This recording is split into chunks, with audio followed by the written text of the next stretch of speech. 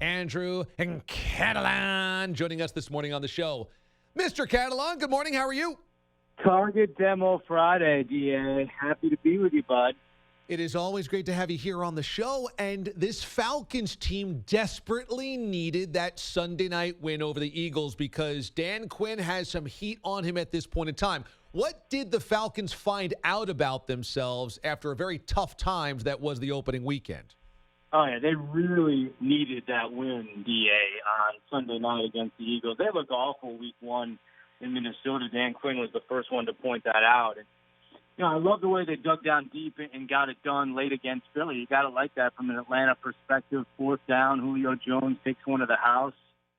If that one got away from them and Philly found a way to come back, that would have been a really tough 0-2 start now going on the road to take on the Colts. It's their home opener, too, here in Indy. I think they're going to be pretty fired up to get it rocking. So, look, I think that early in the season, you have some of these games where you're like, I'm going to learn about something today about these teams. And I think that's what this game is here in Indianapolis on Sunday. I mean, Indianapolis, came back, beat Tennessee last week. Now they're coming home. They played well week one at the Chargers, lost in overtime. What are they going to be?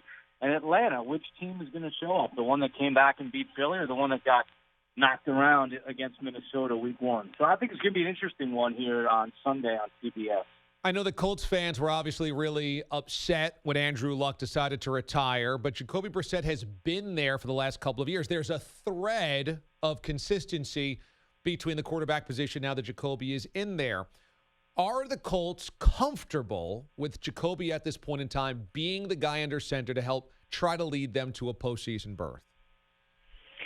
Yeah, there's no question that when Andrew Luck retired, you look at Jacoby Brissett and you're like, well, now what do we have? And what you have is a guy that started 15 games 2 years ago, who's the backup to Luck last year, and is a guy that's very confident in his ability. And all summer, all off season, he worked with the first team offense in Indianapolis because Andrew Luck wasn't out there on the field. So I really believe that Frank Reich has positioned Jacoby Brissett to really lead this Indianapolis team on a nice little run this year. I love Frank Reich. I love his aggressiveness. I love the way he calls plays.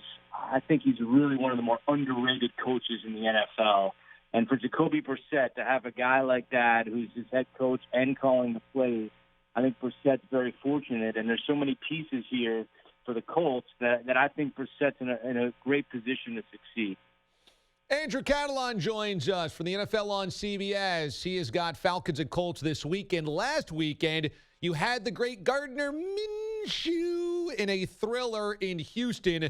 Now, this is kind of interesting because when Nick Foles goes down, I think most people say, well, nobody cares about the Jacksonville Jaguars. And yet, here is Minshew leading his team to a win last night. When you spoke to him, when you did the game last week, what was your sense, your thumbnail on a guy that's kind of become a bit of a viral sensation?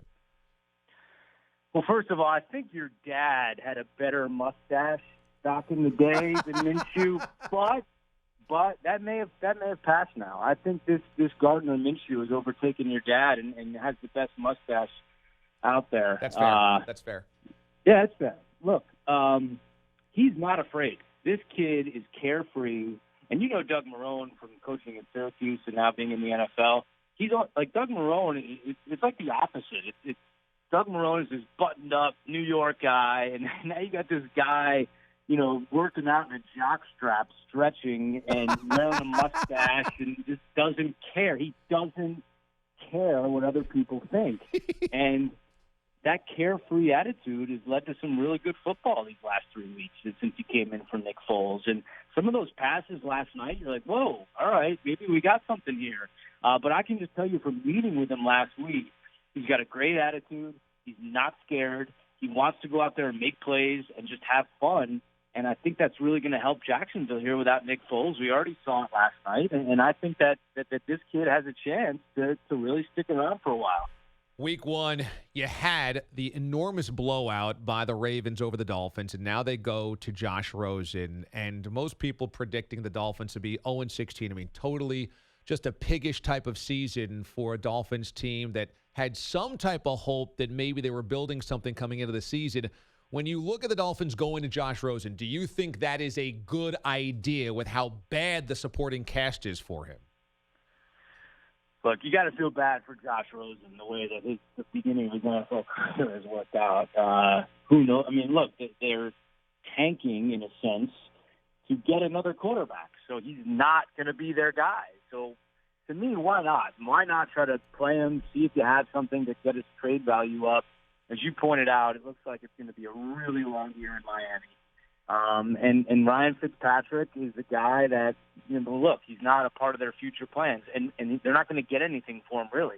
If anything, if you're Miami, let's try to get Rosen's trade value up so we can, get something for him like they've done already with so much of their team in the last couple months. So I don't mind the Rosen move. I think he might have a rough go. That offensive line is not very good. And they don't have a lot of weapons to really, help out Rosen. But to me, why play Fitzpatrick at this point? I mean, we know where they're headed. Just play Rosen and see what you have, and maybe somebody else will take a chance on him next year, assuming Miami goes after a quarterback in the draft. Right. Finally, in that game, Lamar Jackson really opened it up, and we had seen his legs all throughout last season. People expected more of that, obviously, coming into this season. He torched the Dolphins secondary like steak on the grill. I mean, it was just out there the entire day. It was a brilliant aerial performance by Lamar Jackson.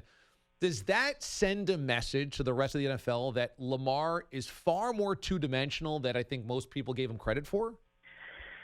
Yeah, he burned him, D.A. I mean, he just kept grilling him over and over again. And what really impressed me were the throws he made. It wasn't a gimmicky type offense where, yes, they're doing different things than other teams do, but he still has to make these throws. He still has to hit Hollywood Brown in stride 50 yards down the field, and he does.